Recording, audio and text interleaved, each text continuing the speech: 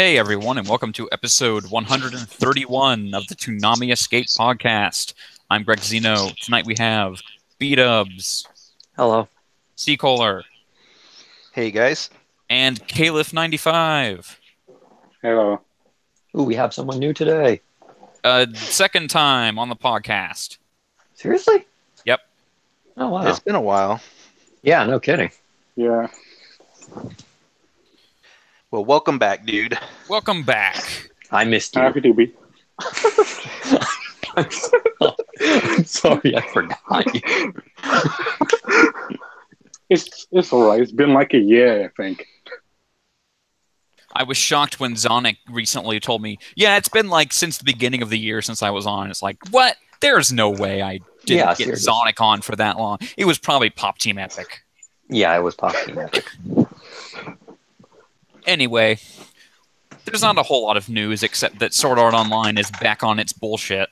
Oh, it's so bad. Like, they censored the censored version. And you know the really weird part? It's somehow worse than that one scene from The Eclipse. Yep. They managed to outdo The Eclipse from Berserk. And I'm not talking like the, adapted form of it where, they tone it down a little bit. I'm talking the goddamn manga version of it. Yeah, I will say, out of curiosity, I watched a video that was like a side-by-side comparison of the scene. Uh-huh. And after watching that clip, I immediately removed it from my YouTube history. Yeah. Out of fear that someone would one day see that I had watched that video. It was that bad. Yeah, I'm watching this video and I'm sitting there, I'm like, this is exactly the kind of thing adaptations sort of like change all the goddamn time. Like, if you've ever seen Stephen King's It, there's a really famous scene from the book that every time it's adapted, they cut it out every single time. What do you mean we can't do Child Orgy?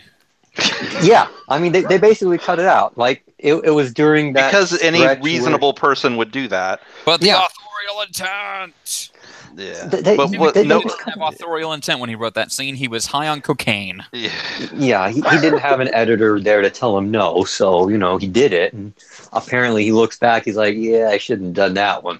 Did they ever release a version of it without that? No, I don't think so. Well, I don't see it. To go along. Why they would. Yeah, I do. To go along with what you're saying, though, apparently the author of SAO has said about the same thing about this scene, where he's like, yeah, that was from an earlier time when that kind of motivation was popular in these kind of books, and I kind of wish I hadn't written it or whatever. But yet they still adapt it for the anime. You are definitely on the production committee. You can tell them no. You can tell them, oh, instead of this, just do an attempted murder. Yeah. Have the guy with a knife and have him like lick the knife and be like, oh, I'm going to cut you up real good. As terrible as it is, like, even just the idea of it isn't so bad as what they like animate. Yeah. Like they could have they could have give you a sense that this was going to happen. Yeah. But they just straight up do it. Oh yeah. It's like you remember that scene from SAO 2 where either one of them and you're sort of watching, you're like, this is the worst thing ever. Like, they somehow outdid themselves this time. It's way worse than what they aired on Toonami as far as the creepy. Yeah, I'm just wondering when we get this, because we are actually going to get this. We are going to get this. Well, here's the thing. I was thinking about this because, does this pretty much make it possible that it will air? And I think it still could air because I think they could cut this scene out or down a ton because they kind of did Kill a Kill. I was going to say yes, Kill a Kill, the famous scene from that. So yeah, I guess that's similar enough that Yeah, go with whatever censored version is on Crunchyroll. Well, I mean, the censored version on Crunchyroll is the censored version of the censored version that they showed on TV in Japan. So now I'm kind of like, wait, if the one on Japan was the censored version, what the hell does the Blu-ray version look like? Without going too much into it, it's weird when you watch the clip. There's black bars and black shadowy stuff in the Japanese version that isn't in the fun, like isn't in the Crunchyroll version. Right. But then because they there make are weirder scenes. cuts. But yeah, but then there's scenes in the Japanese version that just are not in the American version. It's Yeah. weird. I mean, the American version cuts out a lot of the bad stuff, and they crop the scenes so it doesn't quite look as bad. Like, you could tell that the guys bringing it over were like, yeah, no, what the hell were these morons thinking? But Yeah. I'm just like, that's the Japanese version we saw was the censored version. I'm like, tell me there's not an uncensored Blu-ray version out there somewhere. Like, I'm just gonna jump off a building. Well, it looks like I have to buy the Blu-ray for research. Oh God! Oh my God! What were they thinking? They weren't.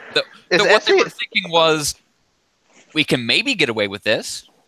so that airs Oh. that actually airs on television. Yes, it did. Okay. At like 2 o'clock in the morning, but Well, it would Oh. have to air at 2 o'clock in the morning. It's a shame. I mean, like, not I that I'm know. a defender of Sword Art Online or anything, but like, as well a produced show as that typically is, animation wise and music wise, and it's Yeah, just yeah. like somebody should have just stepped forward and said, "No, don't do this scene." that never I know. happens. Most of the time, they Well- just make it even worse.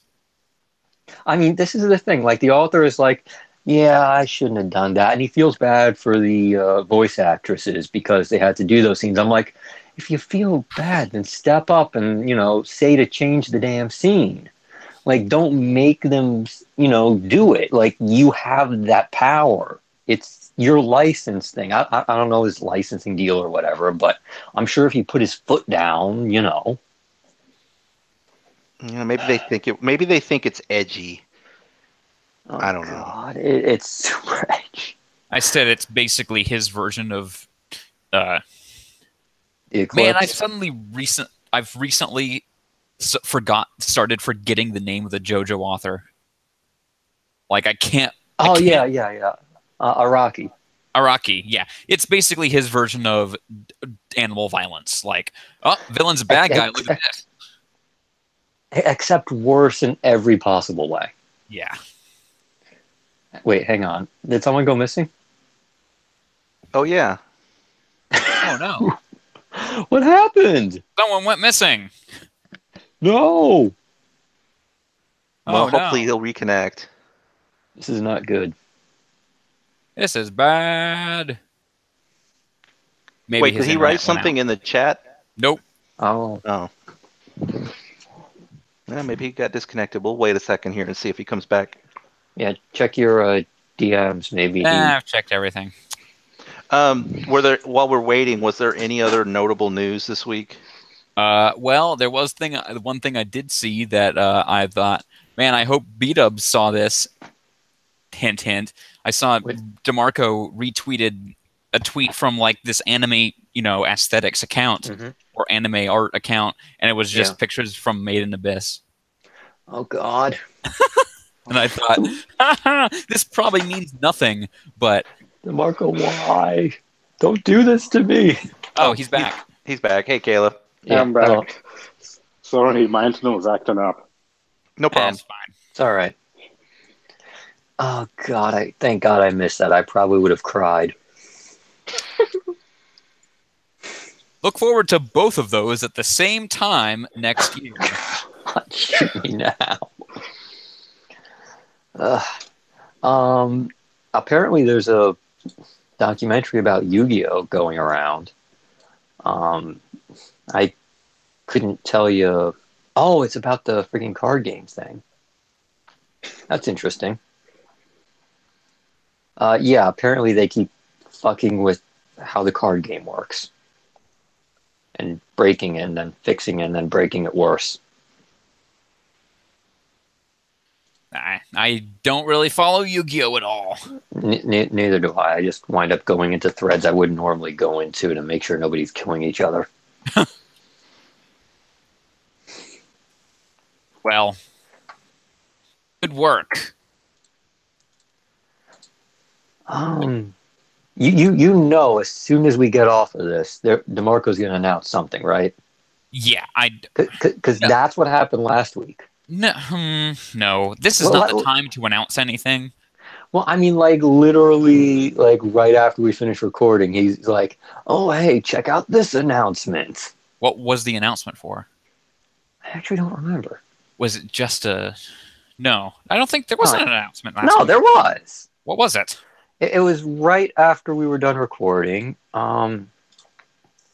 Shit. I don't know what you're talking about. I have no idea what you're talking about. Shit, I'm going to go back and find this because it was maybe it was the week before. If it was notable, and maybe it was Blade Runner. It was Blade Runner. Yeah, we talked about that. We did?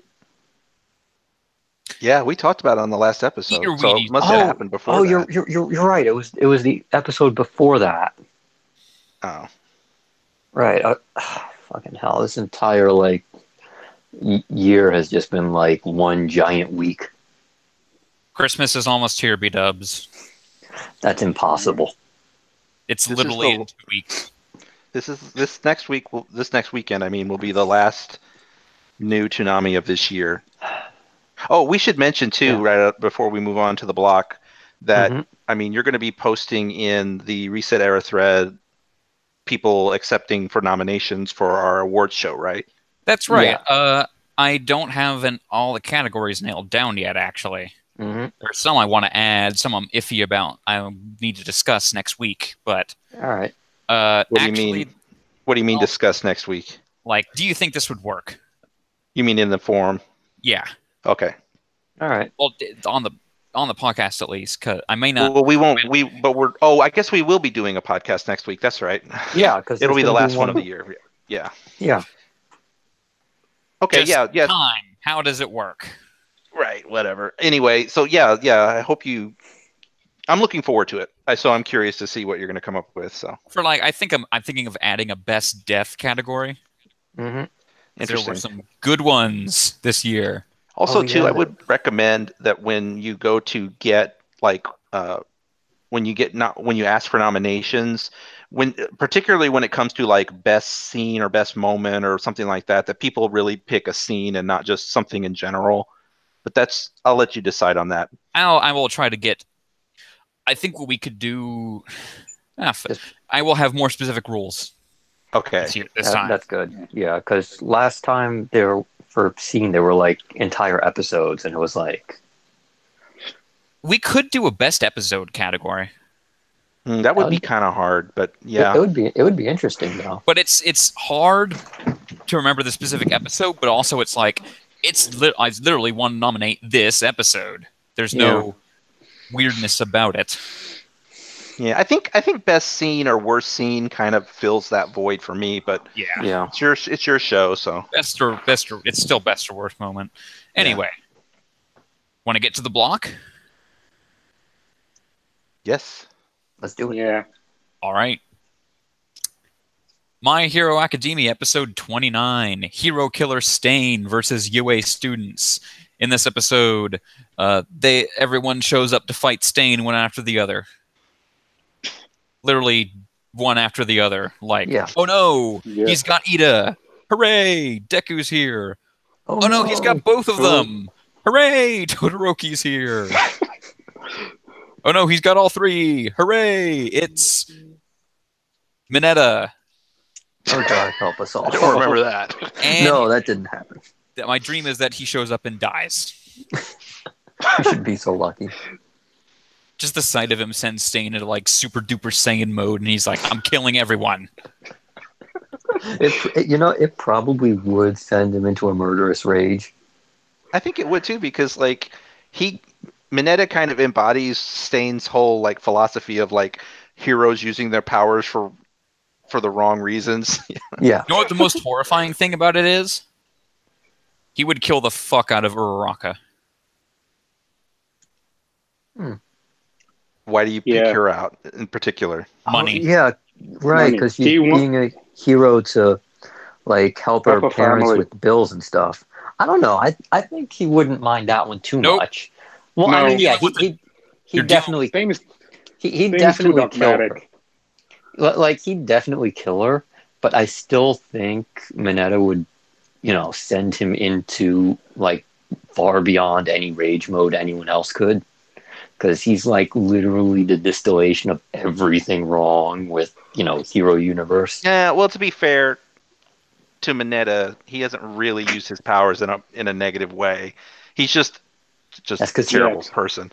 that's because he doesn't have the power of invisibility. No, I can think of ways he could use his powers in terrible ways. I don't want to discuss it. He's probably not clever enough to come up with those ways. Well, anyway, this is a good fight. Yeah, it looked really good too, especially when Todoroki showed up. It started getting really cool, and it's interesting to see Todoroki be the good guy. Honestly, this is basically one of my two favorite arcs in the entire show. What's the second one? The second one's coming up. The camp. No, right after the camp. Yeah. Oh. With All Might and someone. All Might and someone. Yeah. All Might versus a dude. Yeah. Yeah, basically, like, these two are, like, this is sort of the stretch of the series that I like the best. I'm like, if it stayed at this quality, I would have no problems with anything. But then the next arc happened. What came? Oh yeah, the overhaul mind. thing. Yeah.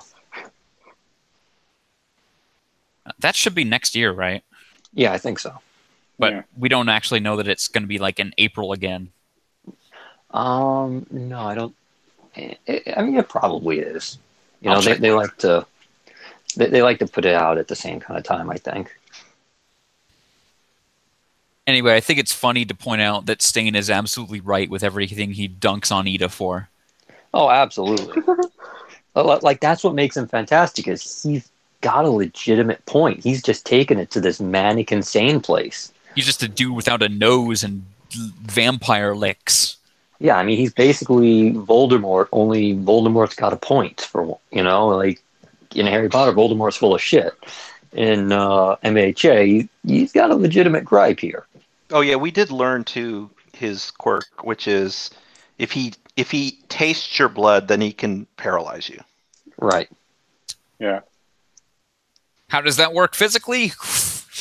Who the fuck knows? Oh, I mean, come Blood on. types? It's like a world where anything can happen. So Yeah. Magical psychic waves that affect your antibodies on your blood. Yeah, it would probably make more sense if he had to bite the other guy, but it would sort of make his fighting style, his quirk, less mysterious. So I'm like, all right, he gets a pass. What else happened in this episode? Best dad appears and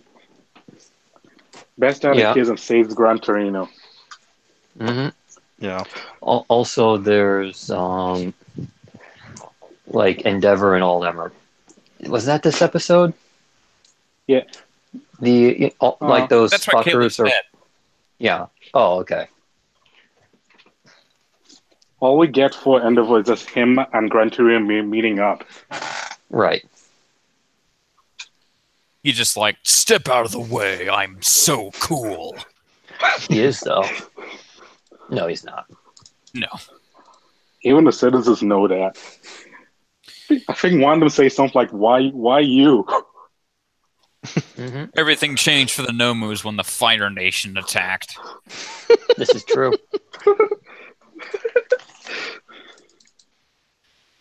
Actually, honestly, I thought this episode was okay, but like honestly, it wasn't that good because I just don't remember much about it. Did you agree with Seda that the dialogue was not good?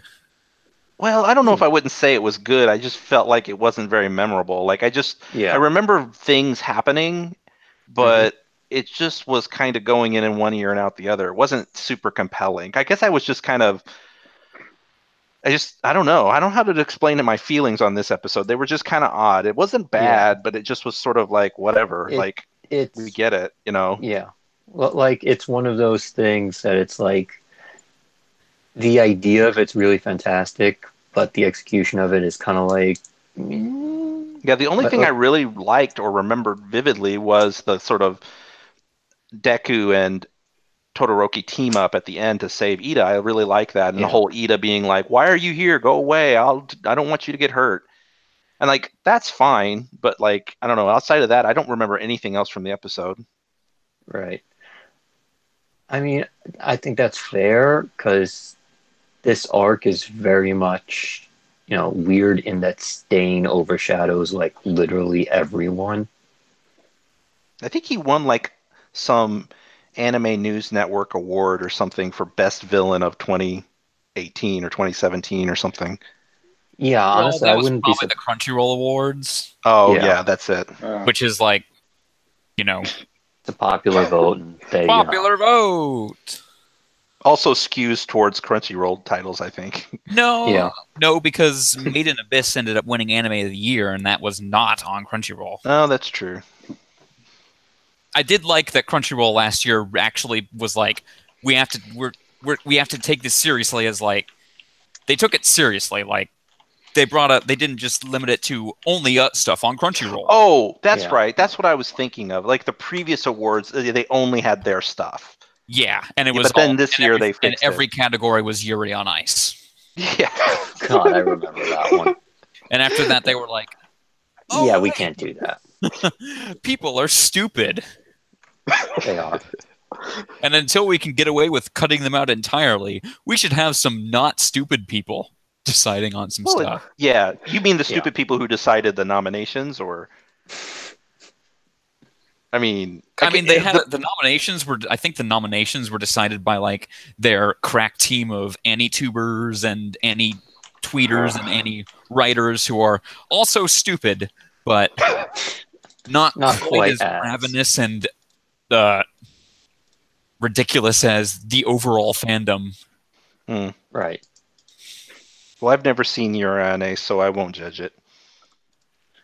It was fine. It was good. It was good, but come on, people.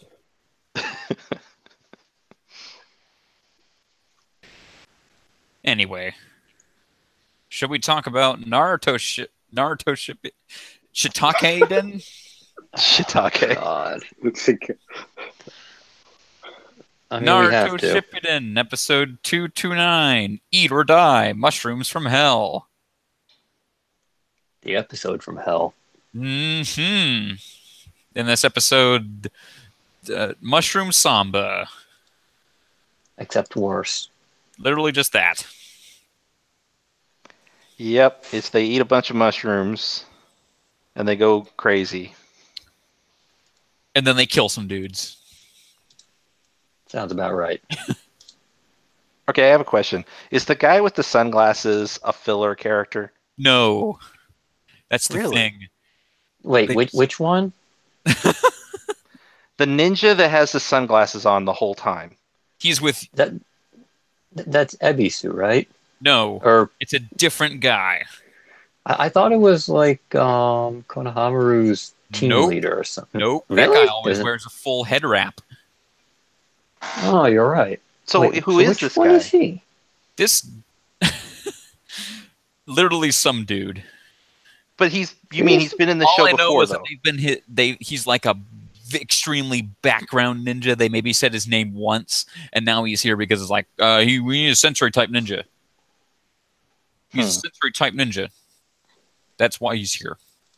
Well, him aside, there were some other no-name ninjas around too in this episode. Yeah.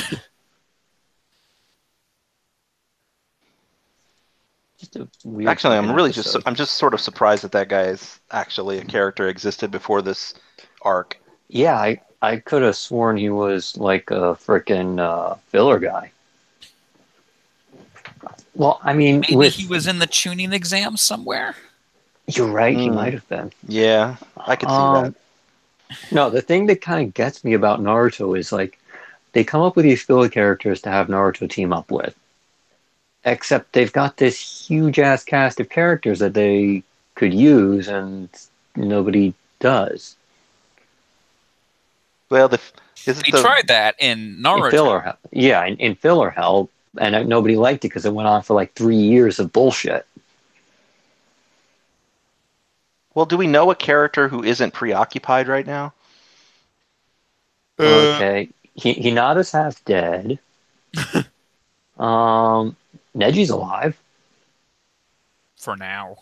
That was what I was trying to avoid saying. I was like, he's not dead yet. Have you noticed he's not in Boruto? No, he is not.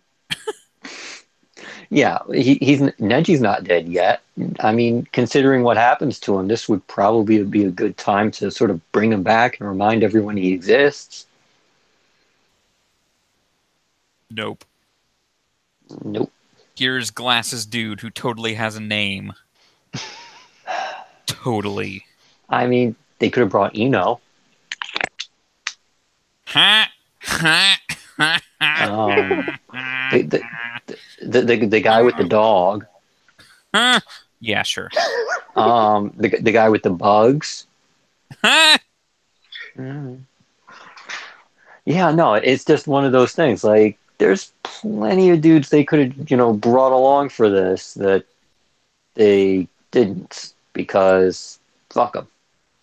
Hey, they got Yamato and Guy. Who cares? Like, Yamato is actually this does. Where the hell is he for the rest of the series anyway? Like, he vanishes at one point. Yamato? Yeah. Oh, he's stuck in like a tree for like the entire war arc. I thought he got kidnapped by Orochimaru before the war arc even started. He got kidnapped by Kabuto and stuck in a tree. Right. Because Kabuto was trying to do his bullshit. And also, Anko was there the whole time, I think.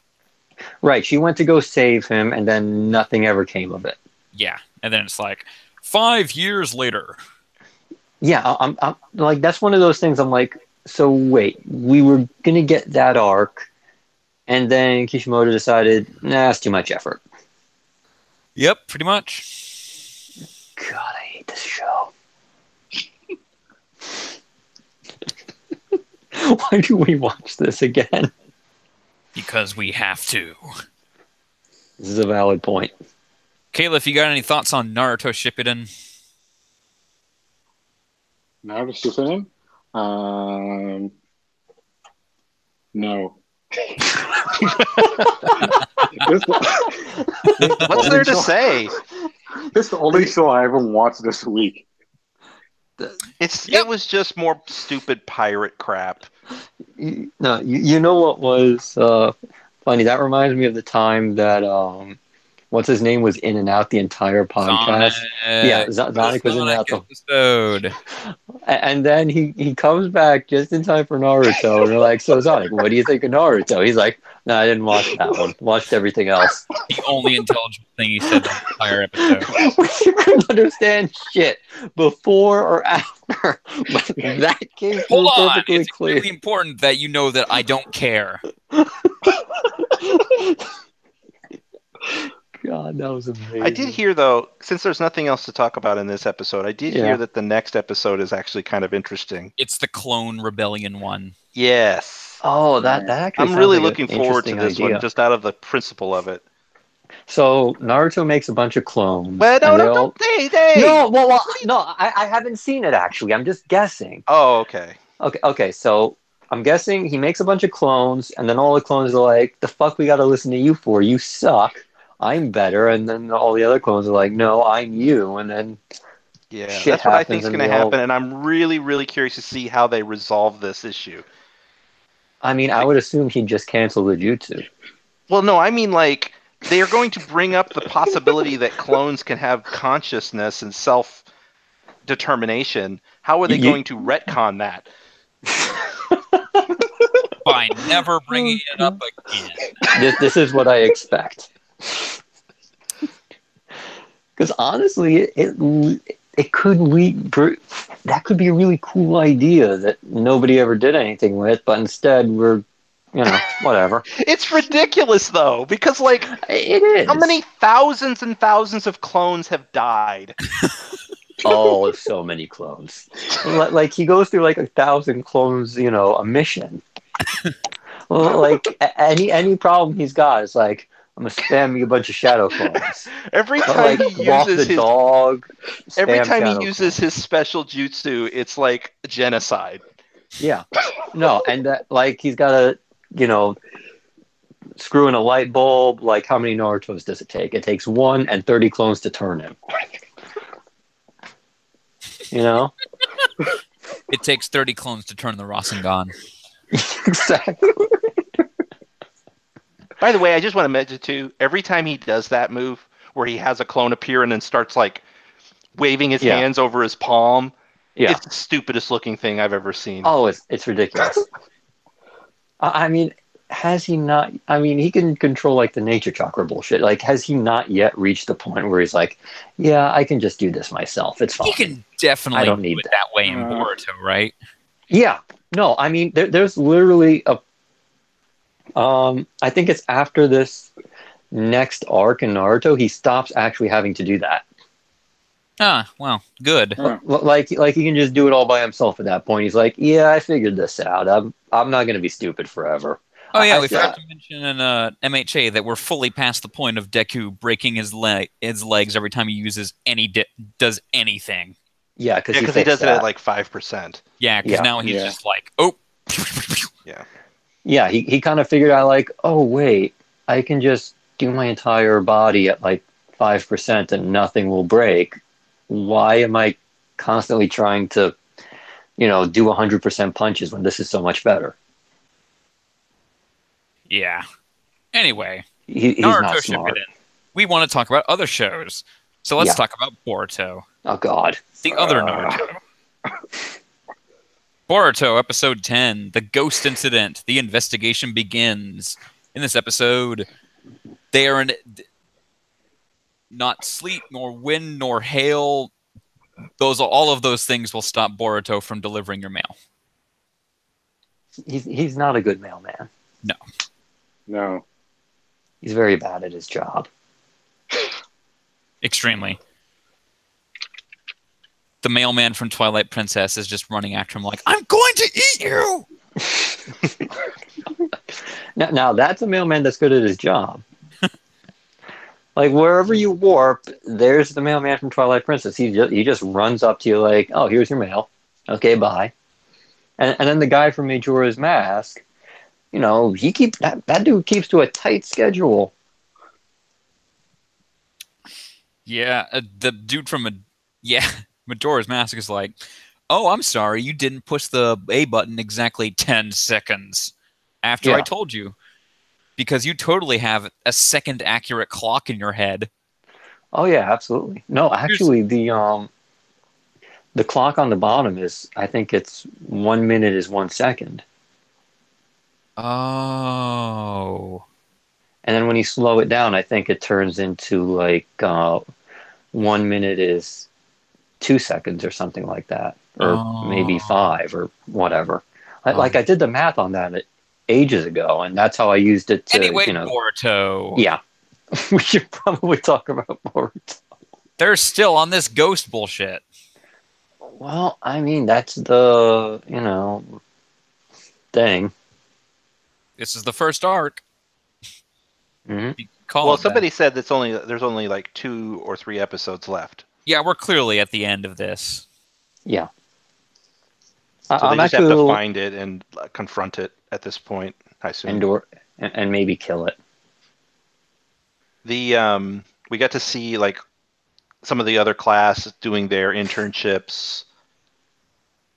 The whole thing with the mail was that Boruto and Shikadai and Mitsuki wanted to be able to go around the whole town looking for the ghost while doing their job, so they're delivering mail. But then, of course, they half-ass the mail, and ends up everybody gets pissed off. I mean, I'm going to totally work for Amazon. Yeah, I'm going to be completely honest. Like, I'm kind of liking Boruto better than MHA. Like right now, they're doing kind of similar things, and I'm like, I kind of like this better. That's just me. Hey, I like Boruto. I wouldn't say I like it more than MHA, but I like like the characters better, I think. Huh? is what I'm saying. The guys in MHA are kind of boring compared to this. Everyone's such a good boy. You know, like Deku hardly ever does anything wrong. Boruto's like, I'm gonna do what I want, bitch. I thought you weren't a fan of Bakugo. Bakugo's a nutcase. I will say I like Mitsuki. He's pretty funny in his like weird, disconnected way. Right. He's doing that I don't understand your customs or sayings thing. Yeah. Well, he Look at my doesn't. stretchy arms. He is obviously some kind of weird Orochimaru science experiment. That's how Luffy delivers the mail. He extends his arm and unnecessarily adds a few curls in there. Oh, absolutely. Yeah. Here's your mail. Like, I'm kind of remembering that one scene from One Piece when they're at Fishman Island and Nami gets the new compass. It's got the 3 things on it, and they're like, the one that, goes back and that's the twitchiest. That's the most dangerous one. And then Luffy's neck wraps around her body as he looks on. He's like, ooh, that one looks so dangerous. And he's like, no, don't look. No! It's like pure nightmare fuel, but it's hilarious. Caleb, what stuck out to you in this episode?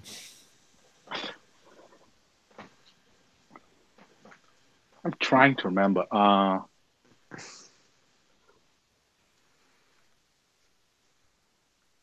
What happened again? No, they were in. I'm sorry. Mail. Yeah, they were mailmen today. They were all on a. It was like it's a unpaid internship day, and you guys get to do mail. They chose mail because they can run around the entire town and look for dudes who have ghosts.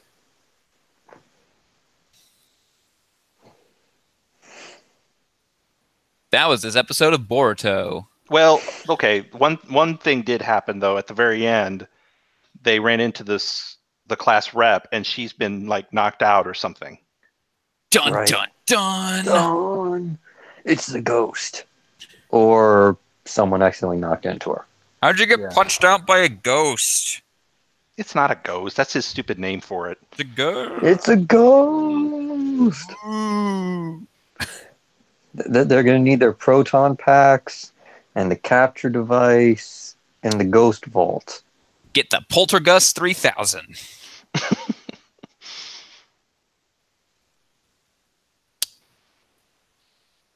Yeah, anyway, Boruto, everyone's second least favorite show.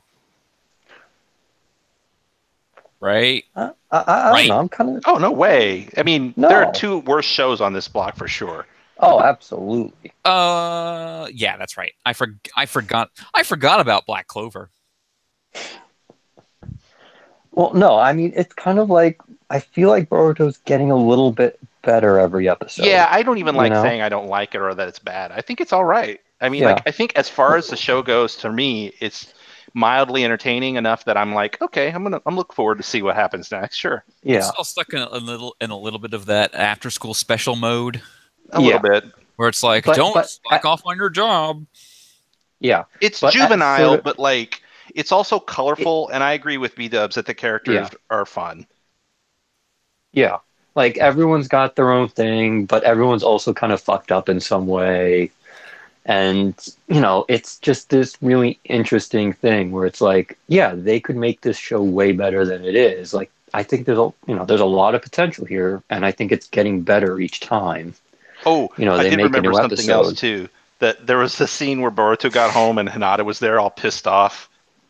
It's like, welp, you're dead. Yeah. I'm not used to seeing her all pissed off. It was interesting. Yeah. I don't think I've ever seen her pissed off. Yeah, because normally she's so happy. Anyway, let's talk about Dragon Ball Super.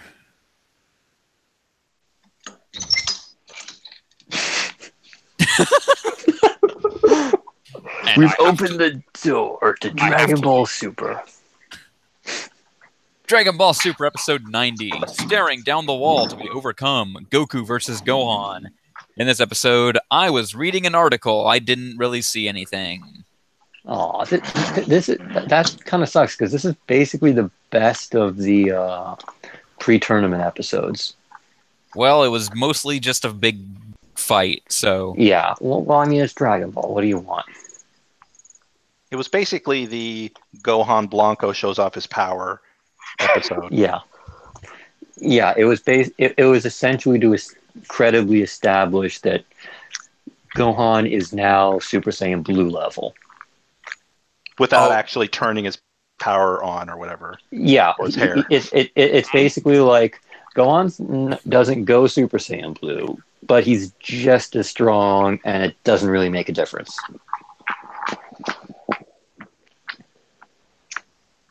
Also, he hates Tien. Oh, Tien did something.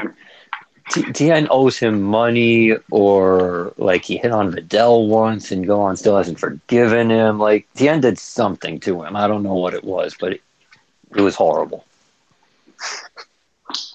Caleb, what did Tien do to Gohan? I don't know.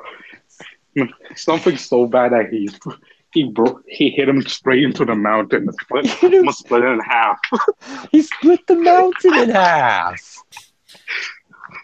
Tien's like, oh, I just have to show up. Yeah. But wait, is Tien really on the team? Yep. Yes. Yeah. Oh, wow. I mean, Gohan basically used him as a punching bag. Like the first time, Tien lost every lunch he's had for the last 3 weeks. You know, because he hit him with the gut punch. I thought when Tien got destroyed in this episode, they were going to vote him off. No, he's still there. Oh. Who else are they going to get? Yamcha?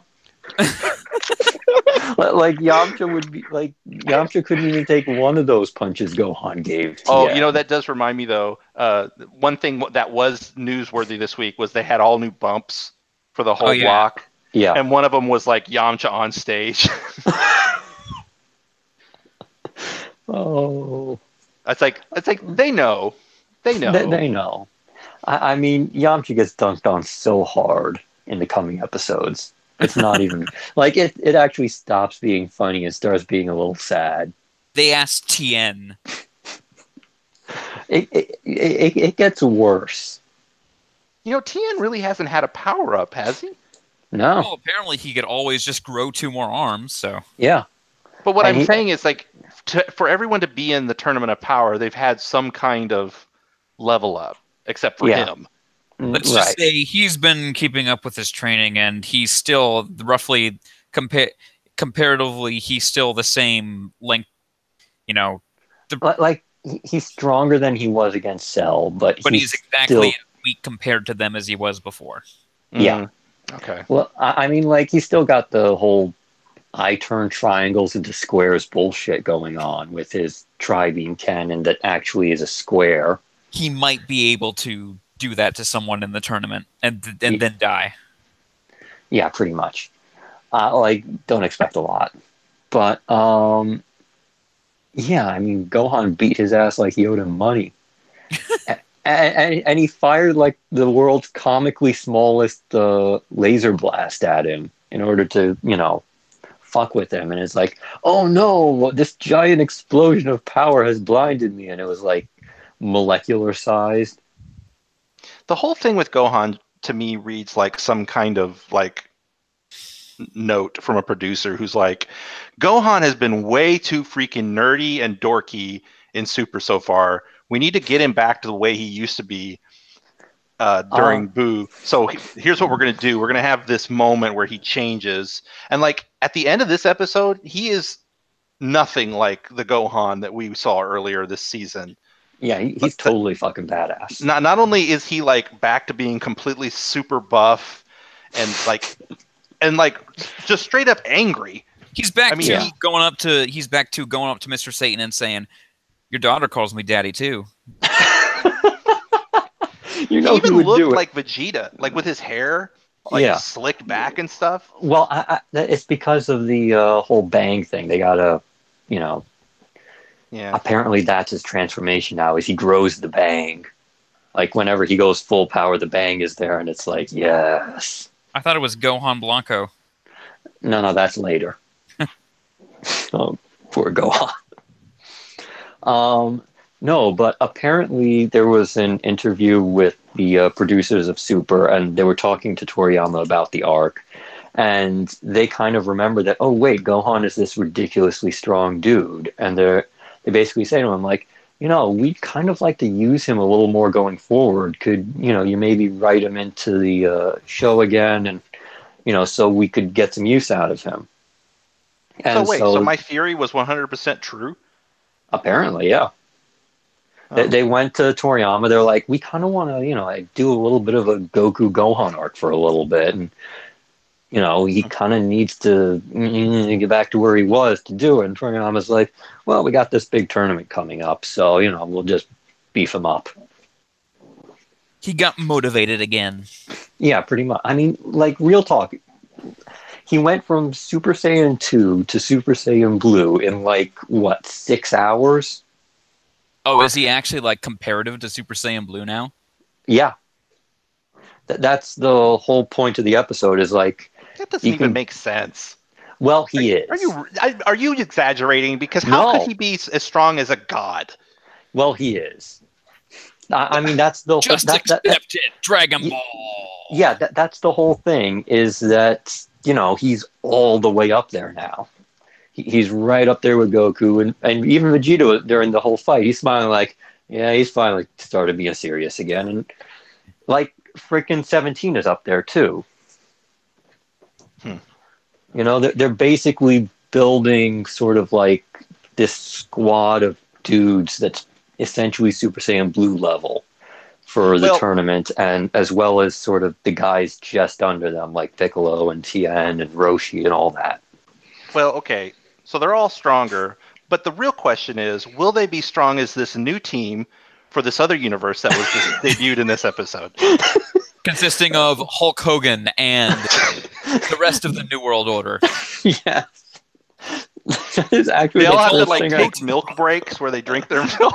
No, that's not. That's protein shakes. Okay, whatever. Remember that commercial where a bunch of dudes are on the beach? They run over to protein shakes, like protein. They drink it and they're like, "Oh, this is so disgusting." And also that other commercial for like Planet Fitness with the two dudes who just say, "Pick things up and put things down."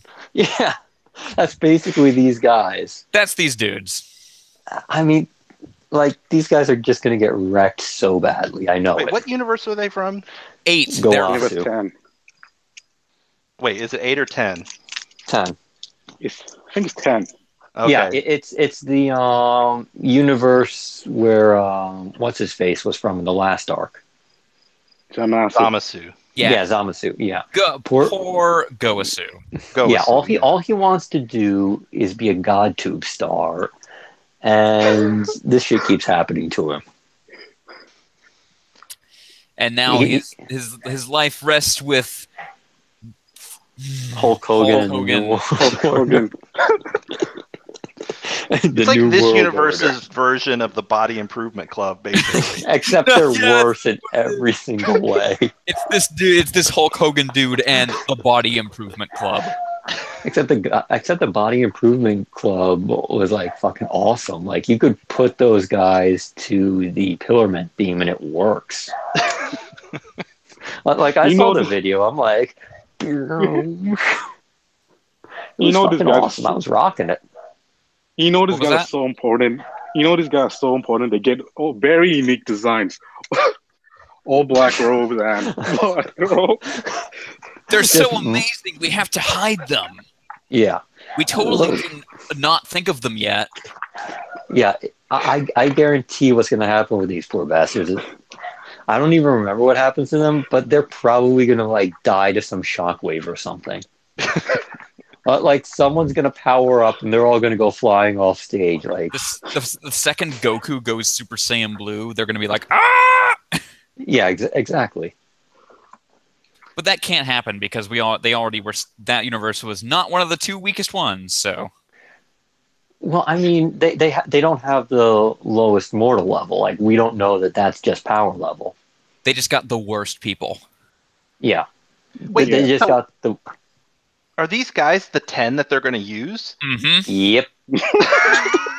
They're screwed. No shit. Nobody told Goasu that wrestling was fake. It's real to me, brother. He's gonna work himself into a shoot. Anyway, should we talk about Mob Psycho? Come No? on, somebody else say yes. I'm always the one. Yeah. Let's talk Yes. about Mob Psycho.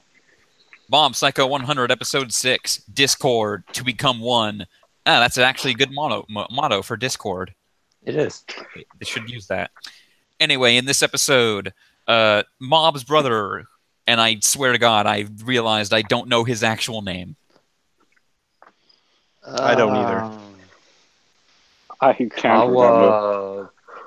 I got nothing. Did you have it, Caleb? No, I can't remember. It's probably Something. is it like Shin? Here, I'll I tell think you. it's Shige. I've got it open here. Shigeki or no, that's not right. It's It's Ritsu. It's right there. Ritsu. Oh, Ritsu. Right, Ritsu. What the fuck were we thinking? I was thinking it's Shinjo Kageyama. No, that Right. doesn't sound right. It's Shigeo and Shinjo. Anyway, Yeah. he's still extremely feeling inadequate because of his complete lack of psychic powers.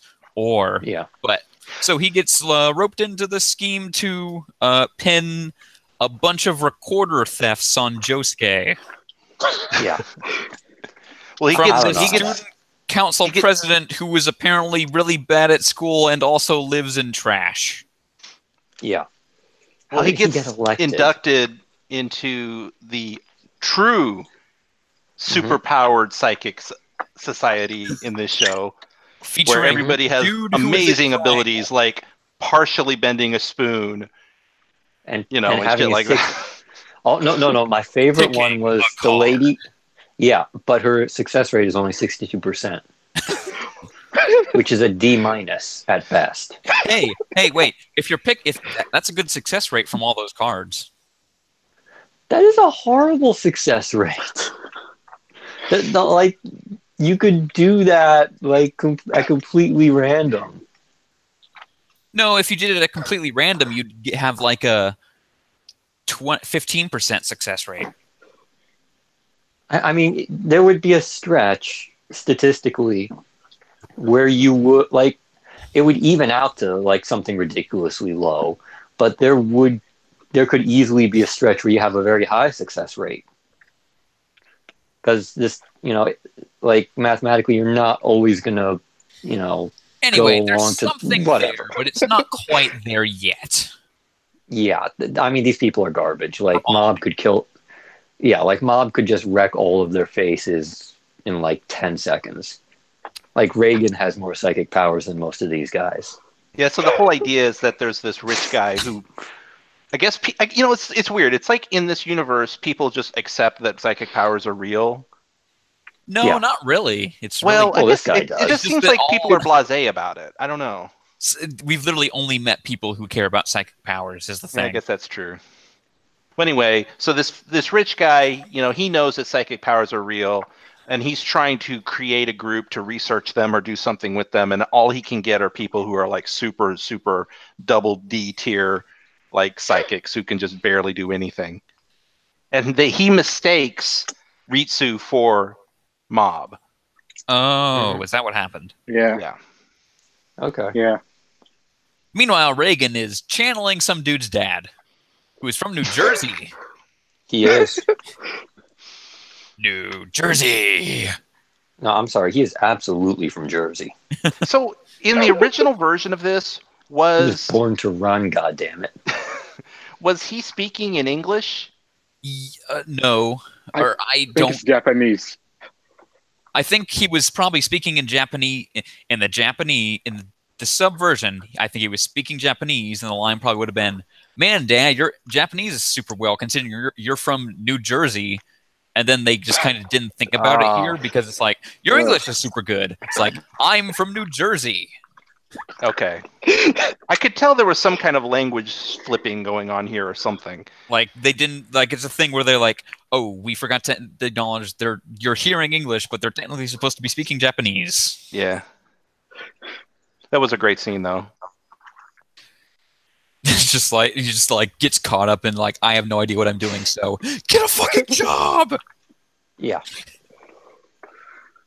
Reagan is great. he's the best. Mob's also going out with the ESP, the whatever the club. Haruko. She's going Haruko. Haruko. Yeah. He's going out there looking for other espers, and he's like, "Oh man, look at that dude with weird hair." Well, no, and then he says, then there's a like actual serious moment where he's like, "Whoa, there's somebody," and it's like an adult. Yeah, with an adult esper over there. Yeah, and he's wearing like a big hoodie, and you can't see his face. Right. That would probably be some shit. Yeah, that seems like that was a like you're supposed to be like, well, wait, this isn't funny. This isn't a joke moment. This is like important. Mm-hmm. But yeah, so Ritsu gets pretty mad because he thinks he's doing some dumb bullshit. Well, he is. But he actually has some actual psychic powers. Because he throws that spoon, and that spoon is fucked. Yeah, it's all twisted up. And then the other reason we know he has psychic powers is because when he gets home, guess who he sees? Dimple! Yeah, Dimple! Hooray! He's alive! Dimple is still in the show, you guys. Isn't that exciting? Actually, I'm kind of glad. Yeah, I like him. Dimple's a funny character. Just he's the perfect. Like the irony is, he's the straight man to Mob. Yeah. Also, yeah. Anyway, so yeah, Ritsu does a bad thing in this episode. Yep. And like he gets into it, he goes above and beyond. He was just supposed to put like all the recorders in Josuke's desk, but he's like, I'm gonna put them in his bag because he's smart. He's good at this. What are you talking about? I don't remember this. Yeah, Josuke was like they wanted to get rid of Josuke, so they framed him from stealing some girl's recorders. No. And then Josuke was like, if I really wanted to get off to these recorders, I'd bring them home with me. You think I'm going to do it here? And then, look in his bag. There's more recorders. Oh, that whole bit. Yeah, you keep saying Josuke, but that's not that character's name. No, it's Josuke. No. It is now Josuke. Okay. I can't remember that character's actual name. I thought you were joking, and I'm like, did this even happen? You're right. The whole like getting framed for being like a pervert. That whole scene. Yeah. It was a little weird. It's like, really? The recorders? Yeah, and who is this new guy who's like a real asshole? I don't know. He's probably gonna stick around for like 20 minutes though. Like I love the scene. I love the scene at home where it's like, oh, you can't be like your brother, and his brother's over there looking like the fucking Buddha. It's like, you suck, you're shit. Like his brother's the most perfect, is basically the ultimate being. Or, well, like it's whatever that, like, I will become the perfect being meme is from like Sonic or whatever. It's like, that's his brother. Oh, did you see that new poster that just got leaked? Which one? With the legs. It's on Gaming Side, and it's got about 7 million posts in about 15 minutes. So. Oh, God. Hang on. It's a meme now. I mean, that is some frightening stuff. Oh, God. And I'm not talking about the silhouette of the entire character. I'm talking about this new one that's just him sitting on the Golden Gate Bridge looking at his extremely humanoid legs. Oh, no, I have not seen that one. Okay. Oh, God. Go to gaming. Oh! Go to gaming. Oh! Why? Why? Oh, God. What was let me look. It's so bad. And the angle from where the camera has to be. Oh, my God. Where is this camera located? Because I can only think of one place it could be, and oh God, no. No, why? What is this? Why are they doing this? Why would you do that? Like, it's coming out the same year as Detective Pikachu, and it's so much worse looking. Oh, How does Detective man. Pikachu look better than this? It straight up looks like those parody Sonic drawings where they Yes. take like a humanoid, like. Yes. Uh, Oh God. I can't Anyway, stop the looking important at thing it. to note here is that Josuke's record of perfect attendance is over. Well, no. Oh, I can't. I need to get away from this. I thought it was funny that they brought up that this delinquent dude has a perfect attendance record. he's one of those nice guys, you know. Yeah. Yeah. Who And cares? here's the thing.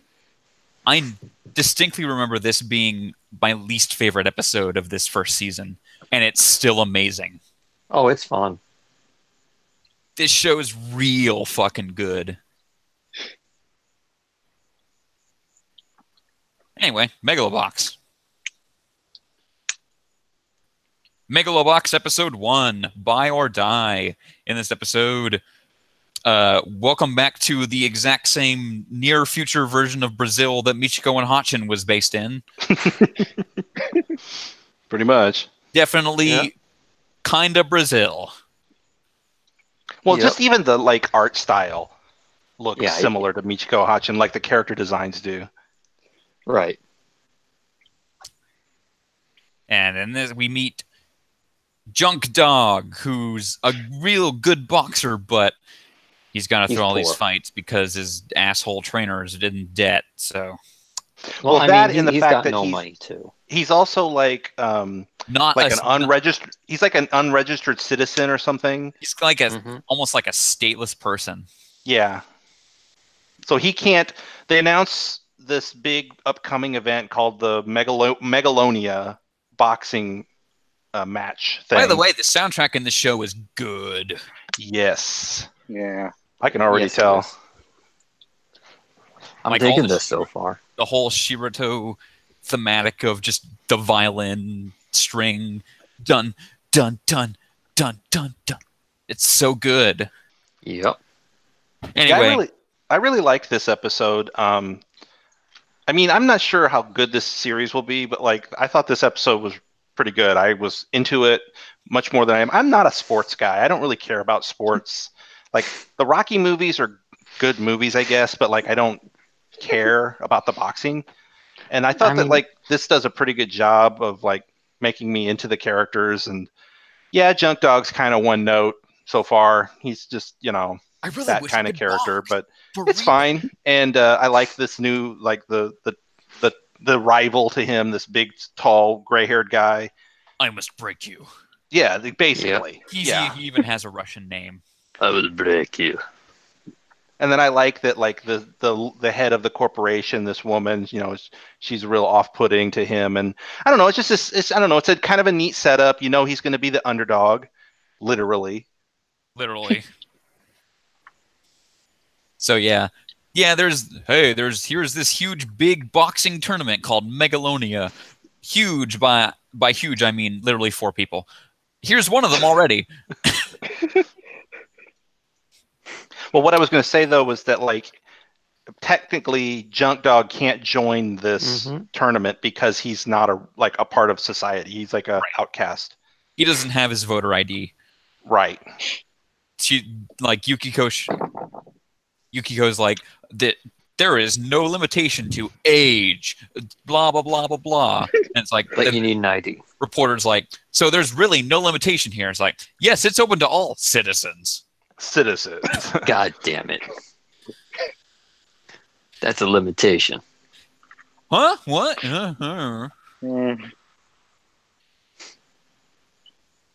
Anyway, so yeah. Junk Dog and his trainer, this dude. Kind of a scumbag. Mm-hmm. Yeah. Not He's really not cool. redeemable. I don't. Maybe he will be, but Well, they're going to damn well try. They'll try. So let's talk about the whole thing with the boxing in this show, where everyone boxes with, let's just call them cybernetic arms. Yeah, but like they added like Iron Man stuff to their arms, and now they punch real hard.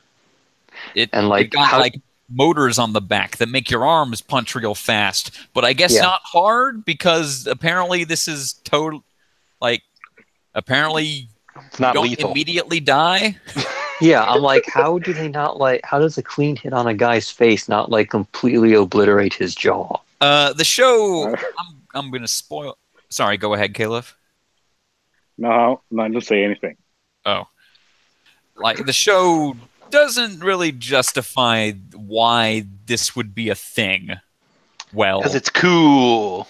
Yeah, it is cool. Robot arms, and then I mean, it's definitely cool. So boxing's already dangerous.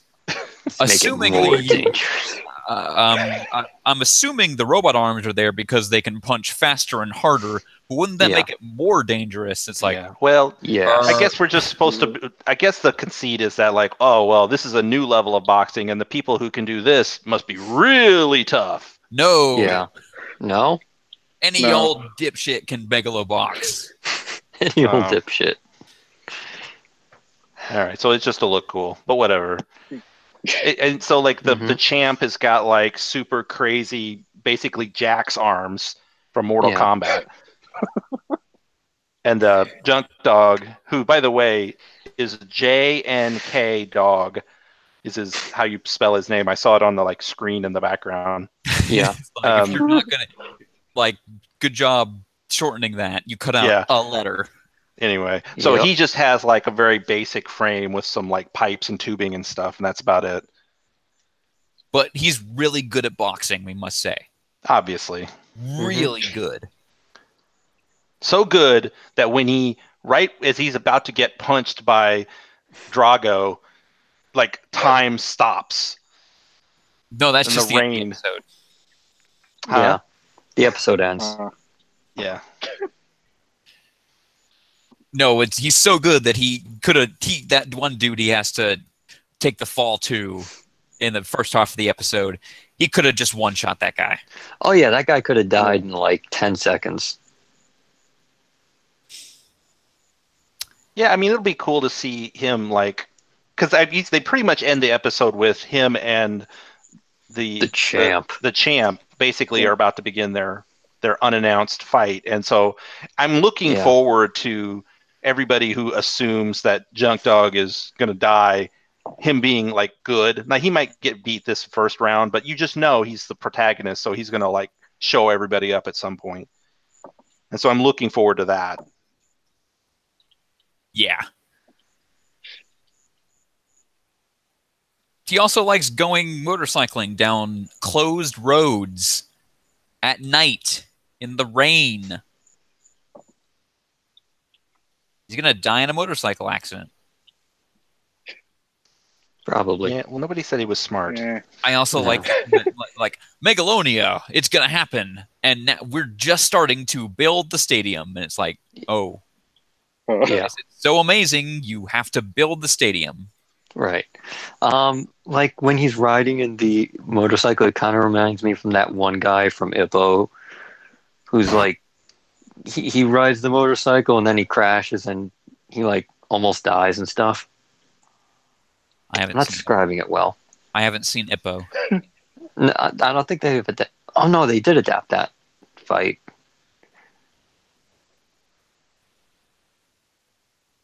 I don't remember which one it is. Someone will say something. So, should we talk about JoJo? Yes. JoJo's Bizarre Adventure, Diamond is Unbreakable, episode 15. Let's go to the manga artist's house, part 2. In this episode, Koichi really doesn't know why he's going into the manga artist's house, but he's going through the front door, walking up the stairs. Still doesn't know why he's here. In the manga artist's room. And then, oh shit, now I remember. Fuck! By the time he remembered, he freaked out. Yeah, I love the whole sequence with the front door where he's walking out. Hey, Josuke, everything's fine. No problem here. It's have a good day. Walks back inside. Fuck! Walks back out. Why did I do that? Have a good day.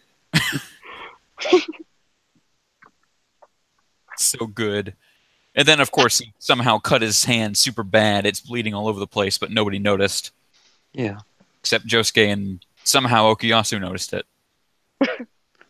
Who knows? Anyway, they go up into Rohan's room, and Okuyasu gets manga'd. Yep. But not before Rohan demonstrates how amazing that Hirohiko Araki, I mean, Kishibe Rohan is at drawing manga. Isn't he so cool? Look, he starts with a pen. He does. He literally just flicks his pen and the droplets of ink cover in entire black spaces.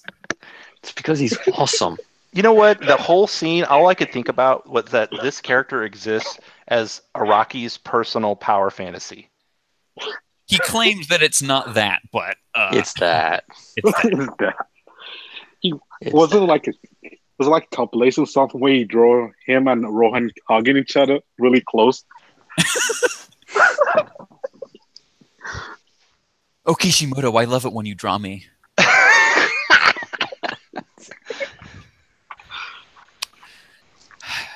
So yeah, Rohan's kind of a dick. Then he writes into fuck, I forgot his name. Koichi and Okuyasu that, hey, if Josuke fucks around with me, you're gonna light yourselves on fire. And Josuke's like, well, I'm gonna do it. So he starts lighting himself on fire. So why not? And Josuke enters the longest room. It takes I love this. I love the part where Rohan starts to think, and then it's like, all right, time. Literally 0.02 of a second for him to think about this thing. They put it on screen because they know it's ridiculous. The little clock appears in the corner. Yeah. I swear, I still think that's all part of his power fantasy. He's like, look how good this manga artist is. He can paint an entire page in 1 millisecond, and he can think up a new idea in 0.2 seconds. Yep. And then he gets punched in the face. Oh yeah, and what is his Achilles heel? Is that when Josuke gets so mad about someone talking about his hair, he literally cannot see. He's so mad. He's literally blinded by rage. Sure. That's bullshit, but I'll believe it. Oh yes. The timing on that, I've won. Was perfect. So I assume Rohan is just going to end up being another good guy. Yes. Because in this show, unlike in the previous seasons, more so than ever, in this season, every terrible villain is immediately part of the good guy team. And I'm going to say this outright. Rohan's like part of the main cast. Seriously? Seriously. He gets like a lot of fights in the second half. Okay. He reminds me a lot of, well, not really a lot, I guess, but he reminds me a bit of Yusuke from Persona 5. God. Just the weird artist guy. Yeah. Well, like he looks kind of the same too. Yeah, he talks the same way too. If Matt Mercer hadn't already been Jotaro, they could have definitely put him in to do his Yusuke voice. Yeah. Also, Matt Mercer was in Smash. He was. Smash trailer. Good job, Matt. Yep. He was probably already in Smash. I noticed Travis Willingham's name was in there in the credits that you shoot. You know what I never knew is that the guy who voices Joker he's the announcer for Smash. Mm-hmm. He is. That's just gonna. Whenever you select Joker, the announcer just rips off his mask. Is like, it's me. It was me the whole time. Anyway, JoJo. Yeah, Rohan is defeated by the power of blind rage, and we get backstory about why does Josuke dress? Why is he really into his hair?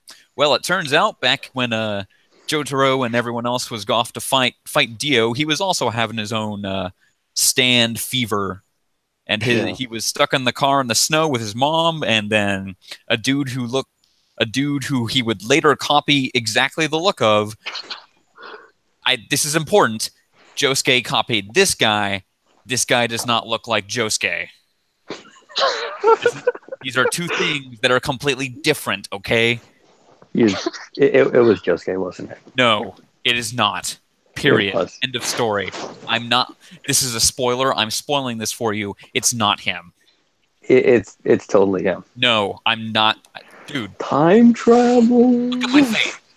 I can't see your face. I can't see your face. Imagine my face. You can say that all you want, but I can't not believe it's Yeah. that. I have to believe it's. I'm not trying to set you up here. I swear to I, God. I believe it's you. literally I just mean, I simple. believe that that's what you're trying to do, and Yeah. I probably believe that this is true. But if it is, this is such. This has to be It's deliberately misleading us. Yeah. Like, sure. I can Or maybe admit it was. may have been. They maybe had intended to do something with this, Yeah. but they didn't. Right. There's a fight later on that could have happened, but it didn't. They could Yeah, have it's gone the only for thing that makes twist. sense. You've been trained to expect the twist. I mean, okay, I could understand a guy who looks almost identical to Josuke helping push the car and save his life at this moment. Here's the thing. The thing is, you've got the times. You knew Josuke first, so you know this guy as guy who looks like Josuke. When in reality, it should be Josuke looks like this fine. guy. Let me rephrase this. Hear me out. A person who Josuke mirrors himself after appears and saves his life when he's a kid. Well, why was this guy's mouth bleeding? As if he had literally just been punched by a stand. There are many other reasons why your mouth would be bleeding. In the middle of a snowstorm. Because he was literally just punched by a stand. I mean, I get that that's what he was. I get that that's literally past. what has happened. That this guy just stumbles out of nowhere and we never see him again. This guy just crashed his motorcycle in the storm, or was in a fight, or something like that. But it is He was probably an actual delinquent. It has to be, like you said, it has to be a story thread that was supposed to be planted and never followed up on. Mm-hmm. But because it doesn't make any sense otherwise. Because there's just like, why would this guy who's literally bleeding take time to go and push a car? I think that's just kind of That's kind of JoJo being JoJo. Like, that this dude was such a good guy. He was injured himself. But he went out of his way to help these dudes, and so Josuke, to honor him, decided to dress exactly like this dude. And then, but you don't have to give him a bloody nose. Like, you didn't have. It's whatever. It's to point out that he's weird. He's super in a bad way. He's very altruistic here. It's like so much so that it's like, I need to pattern my life after this guy. The thing is, this is the perfect setup for a twist. Yeah. But it definitely could have been set up for that, but there's no reason to assume that it was. All right. Well, anyway, so that happened. This is the exact kind of ridiculous JoJo backstory. By the way, why do you have how old was Josuke in this car? He was like 6. No, he was like 4. I think they said he was 4. If he was 4, he's got an incredibly good memory. He does. Well, it probably was told by his mom, at least. Well, I guess that could be, yeah. I saw a guy in my rearview mirror who wore this kind of jacket that had this kind of pin. All she has to do is like, he looked exactly like Josuke does now. What? Anyway. That's not how time works. Never mind. No. What do you mean? Like, she wouldn't have been able to describe this dude? Well, I'm okay. No, just the way you said it is confusing. But like, it was just like very like specific. Like, he even had the buttons. Like, he had. I don't know if it was one of the like peace sign symbols, but he definitely had some kind of button on his lapel. It's just like so precisely exactly the same look. Anyway, this is a rabbit hole. Whatever. Anyway, So this episode's fun. I like when he punches the bad guy. You mean the good guy? A lot. The bad guy who's going to be a good guy. The misunderstood guy. Oh, we did get a new opening. Oh yeah, I forgot We to talk did. about this opening. This opening has really good visuals, and it's another one of those openings where if you knew what to look for, you'd find it spoiling the entire show. But I don't know this song, man. I think the song's okay. I listened to it a couple more times. I'm like, it's all right. The first half's not that good, but the second half's good. It's just butt rock. Yeah. You know what's not doing any favors? What? Hello? Yeah. Oh, part 5. Part 5 is out, and it has a way better OP. Yeah. Yeah. Part 5. Part 5 is killer. The first time I heard Part 5's OP, I was like, this is pretty good. Now I'm just like, fighting gold! Honestly, the Part 5 ending is amazing. Don't let Shard say that. Oh, no! They also updated the ending for Part 4 as well, because now it shows like more characters. Yeah. By the way, this is the ending for Part 4. They keep it the entire time. Okay. No, but I thought the opening was all right, and especially I know what you mean though, because like there's other characters shown in this opening we haven't seen yet, and a bunch of symbolism that will soon become obvious. But yeah, love the visuals. This is not a JoJo song, OP song. Gotcha. It's just not the right style. Anyway, what? Oh, never mind. Black Clover. Black Clover, episode 49, Beyond Limits of Our Patience. Thank God Yami showed up. Yami showed up, said what we were all thinking, and then finally put an end to the arc. And just fucked this dude up. Yeah. Like, he showed up, he's like, man, all you guys suck. And then he went and one-shot the guy. And I'm just like, thank you, God. He's the avatar of our deliverance. There was some pretty good animation in this episode. I have to point it out, if only because last week was by far the worst thing I'd seen in a long time. There were some good cuts. Who was it? Who was it? Who is it that always says? Is it Seda or I forget? Zonic? Somebody who always says when they see squares. It's good because you can see squares. Yeah, when you start seeing squares get animated when the Earth blows up, then you know it's some Sakuga is happening. Yeah. And there was some of that in this episode. Yeah. You know it's good when there are squares, no matter what else anything else looks like. There's some squares and it's good. I saw squares. It was good animation. Yep. Yeah, joking aside, it actually looked pretty good, and it's nice to know that this stupid beast dork is finally defeated. Oh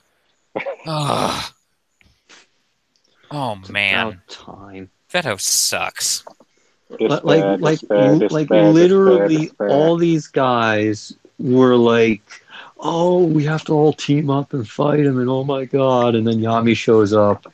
Meanwhile, the guy's going like super rage mode. He's more powerful than anything they've ever seen. Yami's like, I got this. And then he fucking one-shots the guy. And I'm just sitting there. I'm like, what? They couldn't have busted his ass out earlier? Look, he wasn't motivated enough. That's the worst part of the episode is that he could have left at any time. I know. Yami got a bullshit power-up so he can do anything. Yeah. No, and you know the worst part of this bullshit power-up? He stole it from Kuwabara. He stole Kuwabara's move. Which is basically slice somebody into another dimension. No, slicing through the dimensions. Zoro probably has this type of technique by the end of One Piece, right? I mean, it depends on how crazy the power-ups are going to get. It's One Piece. Yeah, I'm guessing. Well, I mean, there are limits to what we've seen. Like, they haven't gone into like alternate dimension bullshit yet. Oh, hey, here's some newsflash for a character we love. Absalom might be dead. Oh yeah, he is. He's totally dead. Yeah, no, he's 100%. They killed his ass. Yeah, sorry, One Piece readers.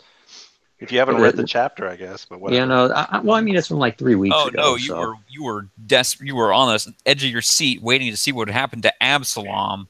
Yeah, I'm actually surprised they did that because I think he is pretty universally hated, right? Yeah. I don't think anybody likes Absalom. No, nobody likes him. They basically took his power, and now one of Blackbeard's lieutenants has it. Yeah, the sword dude now can turn invisible. That'll be a cool fight. If somebody has their devil fruit power taken, I think it pretty much means they're dead. Yeah. Yeah. There's no reason for them to like fake you out with the death of Absalom. Right. Yeah, like he's not coming back. Who cares? So anyway, back to Black Clover. We'd rather talk about Monkey. No, wait. Moria's probably dead now too, because he was there. He was still standing at the end of the episode. Like they didn't just kill him or chapter or whatever. No, he was being invited. Well, anyway, we're spoiling One Piece. Anyway, it's better than this. Well, I have a question for you, B-Dubs. Okay. So, who's the girl with the blue hair? I have no fucking idea. That's the. We are going to educate you so that you stop asking this question. Seriously, who the fuck is that? Okay, remember the big giant guy who all he ever did was go shoo, and then smoke would come out his mouth? No. Where is he? Where did he come from? Literally every time, every single the Black Bulls did their whole here we are again. Here's our thing. My brain must have glazed over him. So wait. So a big guy that goes shoo and smoke comes out is actually just a little girl. Yes. Yeah. She's shy. That's her real form. Is this girl? It's such dumb bullshit. And you probably forgot this, but like the whole beginning of this arc, she kept changing into other characters. So there would be like 2 Astas for a while. Remember that? Right. Okay. No, I don't remember that 2 Astas. I remember the Shadow Clone bullshit. That's her. Yeah. Okay. I'm gonna forget this in like 20 minutes. Yeah, I know. Yeah. I can't be bothered. It's fucking Black Clover. Kill me now.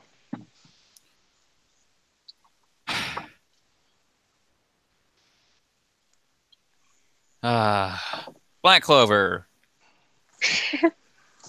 Well, so they basically defeat Veto, and the Fishman Island is saved, and we'll see what happens next, I guess. Yeah. Exactly. Oh, remember the sad backstory? Oh yeah, they gave Veto a freaking backstory. What the fuck were they? I don't even remember that. Like I literally stopped paying attention until Yami showed up. I'm like, thank God it's over. His backstory is like, oh, this bird. Well, they gave that one dude because they were like kids. Yeah. And they gave that other dude like a girl's voice. Why? I legit thought it was his mom for a second. I didn't even know who it was until he said the name, and I'm like, oh, what? Man, I don't remember that's the name. Where he's just saying despair over and over again. Like Monokuma's coming in like, dude, get over it. Let's talk about Hunter x Hunter, an actual good show. Yeah, yes, please. Hunter x Hunter episode 122, Pose and Name. In this episode, shit is about to go down. Yep. It almost kind of does, actually. I mean, you get to see Netero's Nen power, which is just the fucking Buddha is here to wreck your shit. Yeah, the fucking Buddha has like light speed attacks that make giant holes in the ground because it's just that powerful. And keep in mind, he's supposed to be in his decline right now. Like, he's nowhere near his peak. Yeah. Like, this is Netero, like, yeah, I've gotten old. I'm not as strong as I used to be. Maybe in my prime I could have done it. Well, to the king's credit, he takes it. I mean, he and shrugs it off a bit. Netero does draw blood with that first attack. Yeah. And there was a shot in this episode of the king looking pretty freaked out, which was surprising. Yeah, I legitimately don't think he expected Netero to be quite that strong. I think he expected something, but not that. And then the king starts doing his Nen stuff, and Netero's like, "Oh fuck." Yeah, Netero didn't expect the king to be that strong either. Oh yeah, the announcer's like, and Netero jumped back twice as far as he would have ever done before. Yeah. And Netero's like, oh, fucking hell. The thing that sort of stands out to me in this episode is that when the king is talking to Netero and he's like, I'll spare you. And Netero's like, but you won't spare everyone else, right? And he's like, yeah, pretty much. I'm like, that would have been unthinkable, like, before Komugi. I'm like, another week with her, and maybe they could have solved all this without, having to have this fight. I think no matter what, the king is. Oh, sorry. Go ahead. Yeah. No, too bad Neto doesn't have a week. And he's been forced to do it. Yeah, that's the thing. They don't have the time because, the king is about to go all genocide on an entire nation. Yeah, I mean, like, look, I'm not sure if the king could ever get to a level where he could be convinced not to rule the world. Right. And that's ultimately the problem. Even if he decided to save humanity's life without killing them, he'd still want to rule them all. Right. And that's not something humanity's going to do, is just step down and give up. He's seen too much of definitely not Kim Jong-un to not kill a lot of people. Yeah. I mean, that's the thing. Like, if they could maybe convince him, hey, can you stop with this country maybe? And, you can rule it and it'll be cool and all and whatever. Like, I think another month and maybe they could have done that. But, it's just one of those things. And, Yeah, it was pretty amazing. I mean, we finally get to see Netero go up, a little bit go up against the king. It wasn't really a full-on fight. It was just them sort of feeling each other out as far as their power levels and stuff. And it was very impressive. It's very cool. It's a pretty big gap, though. The whole line where Netero is like, he's just like, hey, we both got problems. Yeah. Well, like, neither one of them really wants to do this, but they got to do this. And yeah, that's the episode. Well, no, remember, the world is like, we need you to genocide the ants, and then we're going to blame you for it. and Netero's kind of like, all right, you're going to pay us, though, right? And they're like, yeah, no, we got you. There was also a scene where Poof runs into Yuppie. Yeah. And it's like, Yuppie has now got a conscience. Yeah, that was interesting. I'm like, he went from basically a mindless killing machine to what is essentially a bro. It's fucking weird. I love the contrast between all the Royal Guard. Yeah. Love it. Mm-hmm. Oh, man. If only we had a couple more weeks and shit could go down this year. Hey, good news. It's going to go down next year. I mean, I know. JoJo starts next year on the perfect episode. Yeah. But yeah, Hunter x Hunter. This fight gonna be good. Oh yeah. It's one of those that's just up there. Oh my god! I love how it ends.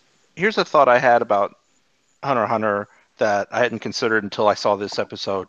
Is that I think this is the only show where the fights are super drawn out, but I don't mind it. I think it's because they're not like the centerpiece of the show. Like with Dragon Ball, it's like you're basically on a train from fight to fight, and the story is just kind of there to justify it. I think it's that, and the fact that the fights are done in a way that kind of subverts expectations a bit. Yeah. Where there are twists and things that happen that you're like, you don't necessarily see coming, and it's not just a boxing match. Like, every move is tactical. Yeah. Yeah. And I mean, it's kind of like watching this one. The king is almost the good guy here. Like, he's obviously the bad guy, but he's very much the non-violent one trying to avoid the needless bloodshed. Yeah, all of the ants are obviously morally gray. Some No. less than others. No, No. like Who's pure an asshole? Well, I mean, I guess so.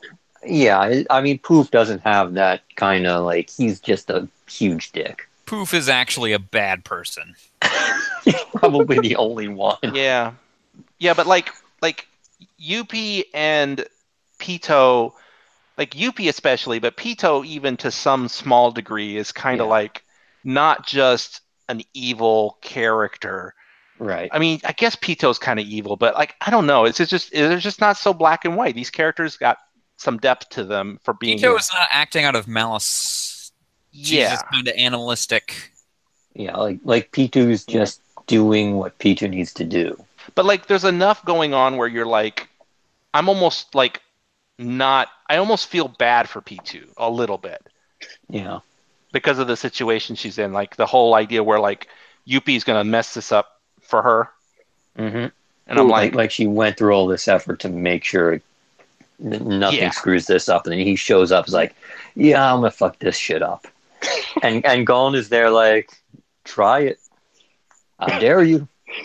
Like But the he king just wants especially- someone to try. the king Oh, yeah. especially is like so unbelievably evil, and yet here he is in this episode being like, hey, let's just talk.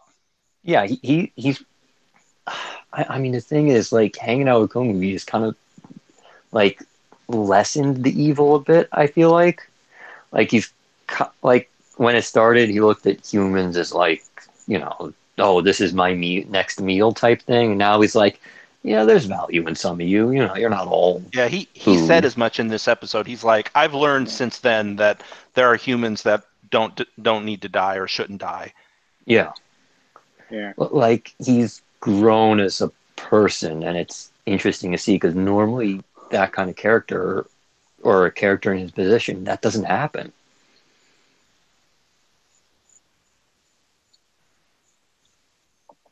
I So don't would know. you say? I am very much looking forward to seeing how they handle the end of the arc.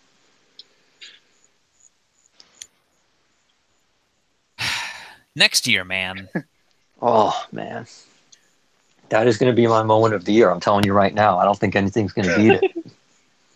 I think there's going to be some stuff next year that's pretty fucking good. Yeah. Oh yeah. But I mean, if Yeah. they don't fuck this one up, it's going to be up there. Well, anyway, does anyone else have anything left about Toonami this week? Hmm.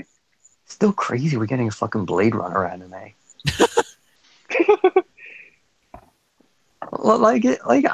I know we talked about it, but it's still crazy. Shitty 3D animated Blade Runner anime. Hey, if it's good, it's good. Woo! As long as it's not like, Berserk 2.0 or some bullshit. There's nothing that's gonna be like Berserk. You have to try to be that bad. Yeah. Like SAO3.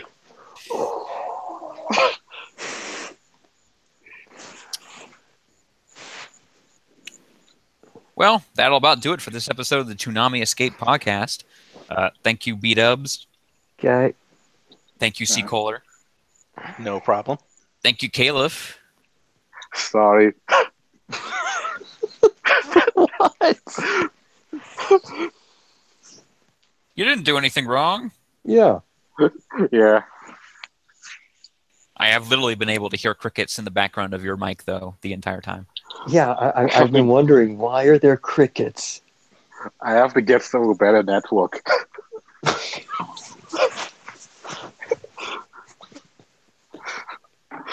We'll see you guys next week for episode 132 and the last episode of the year. Yeah. Oh my Yeah. god. Oh my god, I'm halfway to 26. Oh god, I'm almost 29. Oh fuck. Oh fuck. Oh fuck. I know. 20. Stop time. Stop time. Enough. The world. It needs to stop turning. Okay. See you guys later. Good night.